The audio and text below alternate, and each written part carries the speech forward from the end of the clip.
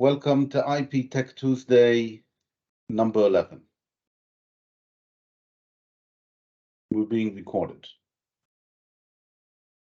Okay, something very common with startup companies is they look for and want to team up with a strategic partner. I asked Bing, I think, to draw the picture on the left, what happens when a little fish is going on a date with a big fish. And here are a few ways it can end. The big fish can kiss the little fish. The big fish can eat the little fish, or the big fish can decide to date a different fish. Of these outcomes, maybe the first one is good, but the other ones are not. Now, there's a lot of business considerations, but I'm only going to talk about IP issues. And IP issues should be handled before the first date. Afterwards, it might be too late. So we have a dating process. What does each one expect to happen? So the startup would like to connect with a strategic partner. And when I say connect, I'm talking about surfing, meaning the business partner makes a big wave and the startup is riding on top of it. Swimming means that you're fighting all the time, and drowning means drowning. It's very common. You'd also like to learn what the partner needs. You would like to understand prices and values that of your company and of the product. You'd also like to learn about the market and learn about all sorts of things that you simply don't know, but somebody who's been in the market for 20 years, that's why their strategic partner does know. There's also anti-wishes. You definitely don't want your idea, your product, or your market stolen by your strategic partner. You don't want to be commoditized, which means that you get paid based on a concept of cost plus, 10%. You don't want IP contamination, meaning that future inventions might not belong only to you because your strategic partner is now a partner in these inventions. You don't want due diligence contamination. Okay, you meet a strategic partner, potential one, and they tell you, we think you're infringing patent number 1234. You dump them. A year later, you're doing due diligence, and somebody asks you, has anybody ever told you that you're infringing a patent? Oops, yes, they did. You also want to avoid partner hardening. Your partner is your partner, but he's also your competitor. And part of the dating process can be to make the partner more able to compete with you. You don't want that to happen. You don't want a market pivot to happen. The partner meets you, and then the market pivots away from you. And you don't want shelving, which is when they put you on a shelf, maybe they pay you a little bit of money, but your company never gets anywhere. Okay, strategic partners have good reason to do all of these things. What does a partner want? Now, I usually represent the startup company, but to be fair, the partner also has things that they would want. They would want a useful tool. In the best of cases, they want a tool that knows how to take the risks that the strategic partner can't take. In the worst of cases, they want a fall guy who will be punished, let's call it. And at the very least, they want the partner to be cheap. Okay, they want the startup company to be cheap. Another thing they want to do in the dating process is gain the upper hand when they negotiate with you. It's a combination of different activities, but basically they learn your weakness or cause your weakness and collect dirt about you so that when they negotiate for investing, they can offer you a lower price and so on. They definitely want to understand your ideas, they want to understand the technology, and they want to understand the risks involved. How risky is it that a technology will work or not, with the end goal that they won't need the startup anymore. If they learned everything they can from the startup So they don't necessarily need this startup. Another thing that happens during this dating process, even before there's a term sheet, they want to vet you. Let's call it a mini due diligence. They look at FTO, panability, ownership, workability. Does the device actually work?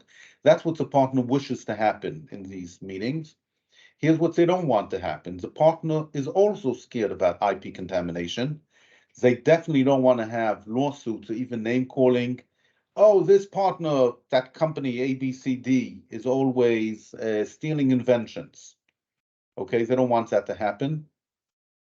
They don't want the startup company to damage the partner in the market. They don't want the startup to help the competition. They don't want to have, I call it a bad trip, which is when you believe what the startup company is telling you and you start making changes and putting in resources, but it was just a pipe dream and it never really worked. And the person in charge, of course, could get fired or demoted or not get a bonus. And the other IP risks in addition to contamination. But it's a general catch-all. So each one of the sides has different worries, and all of them, I believe, have to do with IP. Since the partner is usually the strategic partner, let's ask a bit what their intentions might be. So one intention is to kill the startup company. Another one is to shelve it. That's not as evil, but it's close. Another one is to block it.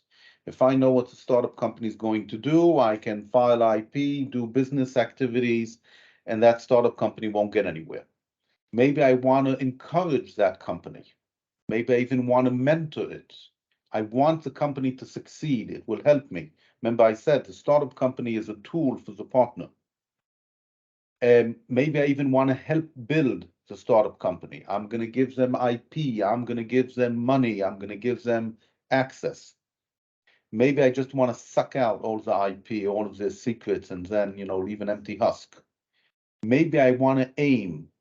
I had a client who met with a strategic partner, and the client had two products, product A and product B, and the strategic partner convinced them to go in the direction of product B. Product B is a dead-end product. Product A competes with a strategic partner. Okay? So as a result of this dating process, the startup company was basically taken out of the game. Leasing is a little bit less than shelving. They don't even buy you. They just do all sorts of activities so that your company doesn't move. Sometimes they don't want to generally encourage. The partner wants to develop the startup company as an option. I don't know if I want to buy you. I'm going to give you some money. Call me back in a year. I'm also giving money to your competitor. I want to generate options for me to buy a little bit down the road. Maybe they want to buy you for a fair price. Maybe they want to buy a different startup, but they're talking to you in order to learn about possibilities, or maybe pit you one against the other. And last, and can't be avoided, they want to buy you for a lower price. So that's their goal. They want to buy you. They think your market value is $50 million, but they want to pay $20 million. It's worth spending some time meeting you in order to get there. That's a partner. Now, I'm just assuming that the startup company is actually looking for a partner, but it's quite possible that it's just shopping. Maybe it's looking for a weakness in the enemy. Let's meet with them. Let's see what they know. Let's see if the partner really understands the market the way we do. Maybe we can block them. Maybe they want to scare them off, convince them that technology is too complicated. Or they can have some other less than perfectly honorable intention. We've seen it. I mentioned commoditization. Let me tell you how I'm looking at a buyer, but it's not only a buyer, it's also a strategic partner. They're dating you perhaps in order to buy you or do some M&A. How do they look at the startup? So the x-axis is what I call the self-value of the startup, and it's based, let's say, on value creation and how much value you can capture. So if you can sell 100 widgets, each one with a profit of $100, so that's $10,000. And the other one is a value to the buyer. How much are you worth to the buyer? And let's just say how much they're willing to pay for you. Okay. Now, in an ideal world, which doesn't exist, there's a linear relationship between the two. Why does the world not exist? Because the buyer, the values they have is a strategic value. And this value, the self-value, is based on the product itself. So what's happening here? In order to increase our value,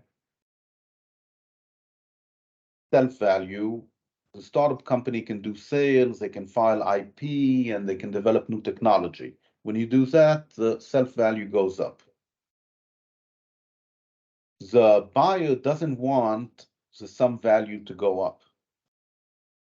We, the startup company, I'm reminding you, I usually represent startups, want this value to go up. How can you do it with IP? You can increase the pain that the buyer would have if they don't give you money by having a blocking patent. You can file IP, which is synergistic with what the buyer is doing. That also increases the value. You can reduce your IP risk. That also increases your value from a strategic perspective. What does a buyer want to do? First, they want to commoditize you. Okay? If there's only one company to buy, and it's $50 million, that's $50 million. But if there are two companies that are equivalent, at some point we have a commodity. And instead of paying $50 million, I can negotiate both sides down to $20 million. And squish activities is all sorts of things that the buyer does in order to lower the value. Oh, here's a patent you're infringing. Oh, I have a blocking patent. One of our jobs as IP people is to prevent these activities from happening. Okay, if you have IP, you're not a commodity anymore because they can't buy the competition. All sorts of squishing activities, if you have freedom to operate, they can't say your value is lower. You say, oh, it's not lower. What do I suggest a startup does from an IP perspective? The most important is to make sure that the IP situation matches the dating narrative. Okay, there's always a story people are telling, and there's a question of patentability. Did you do a search? You have a story about why you're patentable and valuable, but did you do a search? You have a story or not about why you have freedom to operate, but did you actually check it? In general, you should consider to do what I call a pre-dil. Before due diligence, you make sure that you're ready for due diligence. You should file IP for any secrets that you have, any consequences of these secrets. You should also file what I call anti-blocking IP. I mean, if it's written in your patent and they file a patent later on the same subject, they can't block you. So let's say that we have a client that makes a biological test. And that's, what the client's doing. The strategic partner could file a patent on the packaging of the test. That will block the startup company from selling a product. So you should file a patent on your complete product so that you can't be blocked. Very important. You're going to have a partnership. You can figure out what the results will be. You should file IP on that, including whatever you can based on the business models. You're partnering with a strategic because they need something. So you should file IP for what the partner needs. Maybe I say file, but you can also buy. You should see what you can do with IP to make yourself unique. I don't know if you're familiar with complementary assets. It's worth its own talk. But if you have IP and complementary assets, it increases your value. You should prepare documents for signing. I mean, some people believe that you shouldn't. The other side should. NDA, ownership, who owns the result of this dating process, and then what happens later. And what I call no tell. In other words, you tell your partner, I want you to agree not to tell me anything bad about me. Because if you tell me, I'm going to have to tell other people. If I want to know, I'll ask. But otherwise, I don't want you to tell. And of course, all of this should have been done not a week before the meeting, but, a year before the meeting. What should the partner do? First of all, they should increase the neediness of the startup. So part of that is collecting IP dirt, like lack of panability or freedom to operate. But of course, you shouldn't collect too much, because if you actually partner with a company that has no valuable IP, that could be bad for you. You should see how you can commoditize it. You should file blocking IP against the startup to force them to stay with you. You should file anti-blocking IP, just like we said before, that the startup should file for results of the partnership. Well, so should you. Otherwise, you have higher IP risks. Check to see what your IP situation is and what your R&D situation is.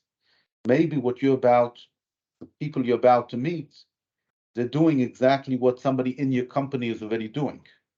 Okay, you're a big strategic company.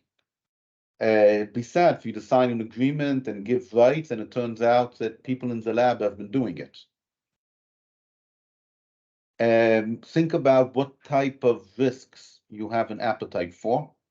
You should prepare the documents, just like the other side, and take advantage of your experience gap. Okay, you have a lot more experience. You have in-house IP people who buy and sell companies every day. Don't ignore that. Don't let the business person run the show. I had some thoughts on what we can do to make it work.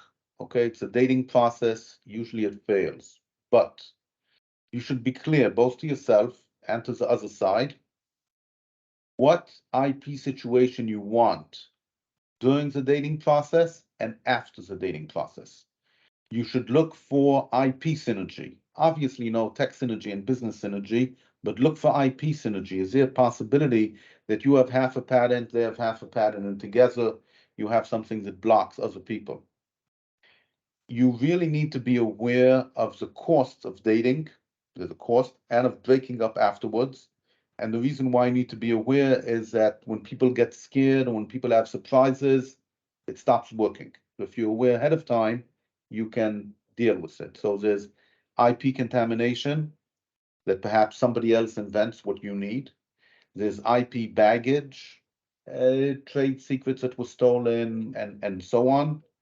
You have to be aware that after you meet, you might change the direction of your company, and that can cause problems, so prepare for it. All sorts of secrets and insights might leak. And NDAs have a time limit. It's especially relevant for startup companies. Startup companies, they think they're going to rush out of the market in 2 years, and then it takes them 5 years, but the NDA is over after 5 years. And just as they're ready to go into the market, the strategic partner is allowed to do whatever they want. We're not going to talk much about how porcupines mate, except that they obviously do it very carefully. Some things should be shared later, not at the beginning, or only after commitment. And some things should not be shared at all. You have to make sure that you have leverage assets on both sides. IP, trade secrets, know-how. Because one of the things you don't want to happen, you don't want your partner to say, you know what, I've got everything I need out of this relationship, bye-bye. Okay, so you have to keep these leverage assets and make sure that the other side knows them. And this initial NDA might turn into a prenup agreement because you're dating, maybe you become friends. So be very careful when you draft it. Don't just take, a standard NDA and fill out a few words and do it. Now, I'm sure the question might be rising in your mind. How do we know what we should file IP on? Blocking, consequences, and so on. So, from my experience, most startups avoid learning about their competition. They believe there's the only ones doing it, there's no competition, there'll never be competition, there's no other way of doing it. Well, that's bad. You should learn about your competition, but you can't avoid learning about your partner and what your partner needs. Otherwise, it's just not going to be a partner. So please learn it as soon as possible so that it fits into your IP portfolio. Here's some leading questions which could help. For each intent of your partner, what IP would be useful in order to support that intent? For each desired wish and anti-wish, what IP would be useful? How can this relationship fail? We should have some IP relating to that. How can the relationship work out? We should have some IP relating to it. When we talk about partnership and IP, think of a ladder. First, there's IP about myself. Then there's IP about my partner. I want to make sure the partner stays with me. Then there's IP about the joint venture, how we can look together, the synergy. Then there's a market, and then there's the ecosystem. Now, the market and the ecosystem will change depending on your partner. This requires things that nobody has, so you have to make some hard decisions. Okay, just to give you an example of an imagined case study, you have a company called Private Eye, and they developed an AI-driven camera system which can monitor a room and detect vandalistic activity, and it's guaranteed not to infringe on the privacy of people in the room. Well, this would be great for Airbnb because, people rent out their apartments and they're worried about vandalism. So you managed to set up a meeting with Airbnb. How do you prepare for that meeting from an IP perspective? Okay, what do you think Airbnb wants to do? Maybe they already have a different company they invested in yesterday, which does exactly that. Well, then we know what the intention is and it's not good. What is their best outcome? Is it that Airbnb will have your product and nobody else will have it? Maybe the best outcome is to modify the product so it's good for hotels, so they can compete with hotels better. And what specific IP do you think you would file right now, which you haven't thought about before? Okay, that's what I had to say.